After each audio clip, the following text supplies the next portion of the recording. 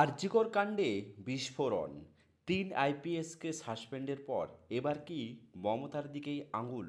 RG Kar medical কলেজের তরুণী চিকিৎসককে ধর্ষণ ও খুনের ঘটনায় তদন্তে কর্তব্যের গাফিলতির অভিযোগে রাজ্যের 3 প্রভাবশালী আইপিএস অফিসারকে সাসপেন্ড করলেন শুভেন্দু অধিকারী সরকার। শুক্রবার নবান্ন থেকে খোদ মুখ্যমন্ত্রী তথা পুলিশমন্ত্রী শুভেন্দু অধিকারী এই চাঞ্চল্যকর ঘোষণা করেন। সাসপেন্ড হওয়া আধিকারিকদের মধ্যে রয়েছেন তৎকালীন পুলিশ কমিশনার বিনীত গোয়েল, ডিসি নর্থ অভিষেক গুপ্তা, ডিসি সেন্ট্রাল ইন্দিরা মুখোপাধ্যায়। এই 3 অফিসারের বিরুদ্ধে এবার বিভাগীয় তদন্ত শুরু হচ্ছে।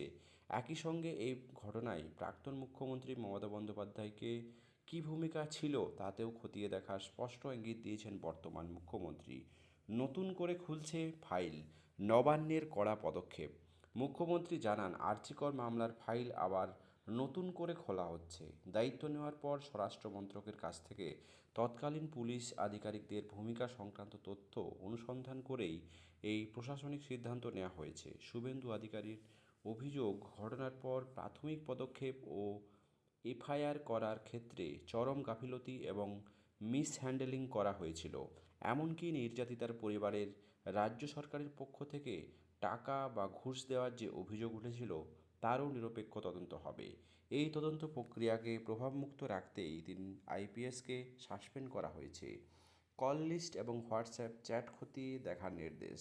ঘটনার কারণ এবং প্রভাবশালী বিশ্লেষণ করে মুখ্যমন্ত্রী জানিয়েছেন, সিবিআই তদন্তে কোনো হস্তক্ষেপ না করে রাজ্য পুলিশ নিজের স্তরে গাফিলতির তদন্ত করবে। তৎকালীন সময়ের ওই অফিসারদের সাথে কার কার কথা হয়েছিল তার কল লিস্ট ও হোয়াটসঅ্যাপ চ্যাট খতিয়ে দেখা হবে।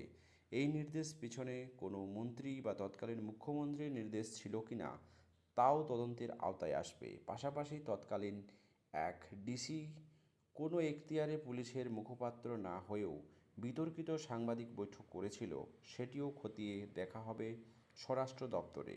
আদালতের দ্বারস্থ নির্যাতিতার মা। 2024 সালের আগস্টের সেই নৃশংস ঘটনার সময় বিনীত গোয়েল কলকাতা পুলিশের কমিশনার ছিলেন, যিনি বর্তমান আইবির ডিজি। অভিষেক গুপ্ত ছিলেন ডিসি নর্থ এবং ইন্দিরা মুখোপাধ্যায় ছিলেন ডিসি সেন্ট্রাল। সম্প্রতি বিজেপির টিকিটে পানিহাটি থেকে বিধায়ক নির্বাচিত হয়েছেন নির্যাতিতার মা।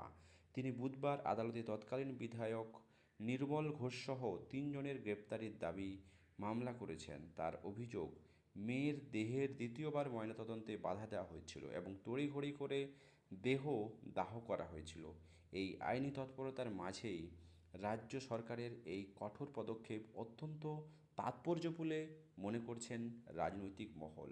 সত্যি কি অভয়ার মা জিতে আবার নতুন করে অভয়ার মামলা ওপেন হবে এবং অভয়ার বিচার যেটি কিন্তু পায়নি সেই অধরা বিচার কি আবার পাওয়ার সম্ভাবনা রয়েছে?